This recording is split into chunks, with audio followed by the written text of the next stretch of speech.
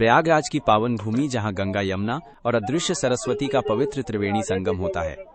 आज भाद्रपद मास की पूर्णिमा की प्रतिपदा तिथि के साथ ही पितृपक्ष का विधिवत शुभारंभ हो गया है। यह वो विशिष्ट और अत्यंत महत्वपूर्ण समय है जब हिंदू धर्मावलंबी अपने उन पूज्य पूर्वजों पितरों को श्रद्धापूर्वक याद करते हैं जो इस भौतिक संसार को छोड़कर परलोक गमन कर चुके हैं। यह कालखंड उन्हें कृतज्ञता अर्पित करने, उनके प्रति अपना सम्मान व्यक्त करने और उनकी आत्मा की शांति एवं मोक्ष की कामना करने के लिए समर्पित है। आज भोर की पहली किरण के धरती पर उतरते ही संगम के निर्मल घाटों पर एक अद्भुत, अलौकिक और हृदयस्पर्शी आध्यात्मिक दृश्य उभर आया। वातावरण में व्याप्त ये दिव्यता और विशालता कुछ समय पूर्व हुए महाकुंभ के विराट और अविस्मरणीय आयोजन की स्मृतियों को जीवंत कर गई। घाटों पर श्रद्धालुओं का ऐसा जनसैलाब उमड़ पड़ा था मानो आस्था की एक विशाल नदी ही संगम तट पर आ मिली हो। देश के कोने कोने से दूर दराज के गांवों और शहरों से आए श्रद्धालुओं का यह जनसमूह अपने पूर्वजों के प्रति असीम श्रद्धा और अटूट विश्वास से ओतप्रोत था। हर किसी के हृदय में अपने पितरों की आत्मा के प्रति गहरा सम्मान, उनकी चिर शांति और जन्म मरण के चक्र से उनके मोक्ष की कामना का भाव हिलोरे ले रहा था।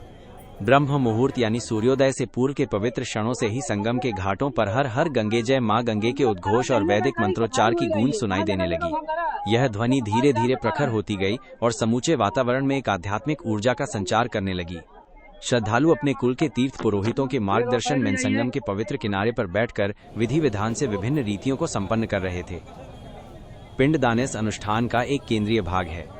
श्रद्धालु जौ के आटे, काले तिल और अक्षत बिना टूटे चावल से बने गोल पिंडों को अत्यंत श्रद्धा पूर्वक अपने पूर्वजों को अर्पित कर रहे थे। ये मान्यता है कि ये पिंड पितरों को सूक्ष्म रूप में भोजन के रूप में प्राप्त होते हैं, जिससे उनकी आत्मा को तृप्ति और शांति मिलती है। ये क्रिया केवल एक कर्मकांड नहीं, बल्कि पीढ़ियों के बीच के आध्यात्मिक संबंध को सुदृढ़ करने का एक प्रतीक है। पिंडदान के उपरांत श्रद्धालु अपने हाथों में पवित्र कुश धारण कर तिल मिश्रित जल से तर्पण कर रहे थे। तर्पण का अर्थ है तृप्त करना।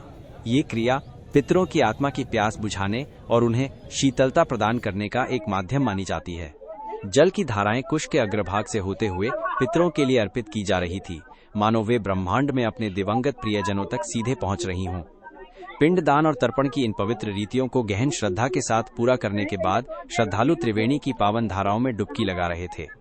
संगम के शीतल जल में डुबकी लगाने के साथ ही वे स्वयं को शारीरिक और मानसिक रूप से शुद्ध महसूस कर रहे थे।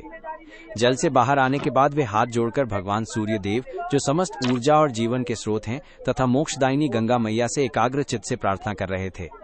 उनकी प्रार्थनाएं मुखर थीं कि उनके पूर्वजों को जन्म मरण के शाश्वत चक्र से मुक्ति मिले, उनकी आत्मा को परम शांति प्राप्त हो और वे सद्गति को प्राप्त हो।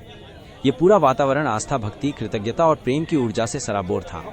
संगम पर उमड़ा ये दृश्य केवल एक धार्मिक अनुष्ठान मात्र नहीं है, बल्कि ये पीढ़ियों के बीच के अटूट बंधन, वर्तमान पीढ़ी द्वारा अपने पूर्वजों के प्रति प्रदर्शित कृतज्ञता और असीम प्रेम का एक जीवंत प्रतीक है। यहाँ वर्तमान पीढ़ी न केवल अपने पूर्वजों के ऋण, पितृ ऋण को चुकाने का प्रयास कर रही है, बल्कि उनकी आत्मा की तृप्ति और आशीर्वाद प्राप्त करने के लिए भी पूरी श्रद्धा और समर्पण भाव से जुटी हुई है। ये परंपरा भारतीय संस्कृति में जीवन के विभिन्न आयामों को जोड़ने वाली एक महत्वपूर्ण कड़ी है, जो हमें अपनी जड़ों से जोड़े रखती है और पूर्वजों के प्रति हमारे दायित्वों का स्मरण कराती है।